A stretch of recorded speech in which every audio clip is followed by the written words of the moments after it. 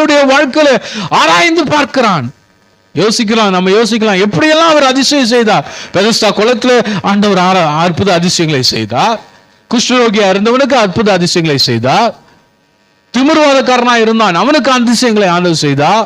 மரித்து போயிருந்தான், எல்லாம் உயிரோடு இருக்கிறவங்களுக்கு தான் அற்புதம் செய்வாரா ஆண்டவர்? இல்ல, செத்து போயிருந்தவனு கூட அற்புதம் செய்தாரியா. அல்லேலூயா, நல்ல ஆமென் சொல்லுங்க பார்க்கலாம். இறந்து போனவங்களுக்கு கூட அதிசயம் செய்யறாரு. எண்ணி பார்க்க முடியாத அதிசயங்களை செய்வார். உயிர்த்தெழுதலை தருவார். கர்த்தர் சுத்தமா இருந்தா ஒருத்த மரித்தானா கூட அவன் சாதாரணமா ஆண்டவர் மரிக்க விட மாட்டார். அல்லேலூயா. சில சொல்றாங்க ஊசல் ஆடிட்டே இருக்குதுங்க, 90 வயசானா கூட. 100 வயசாயிடுச்சுங்க, இன்னும் கூட ஊசல் ஆடிட்டு இருக்கிறாங்க, உயிர் போக மாட்டேங்குது.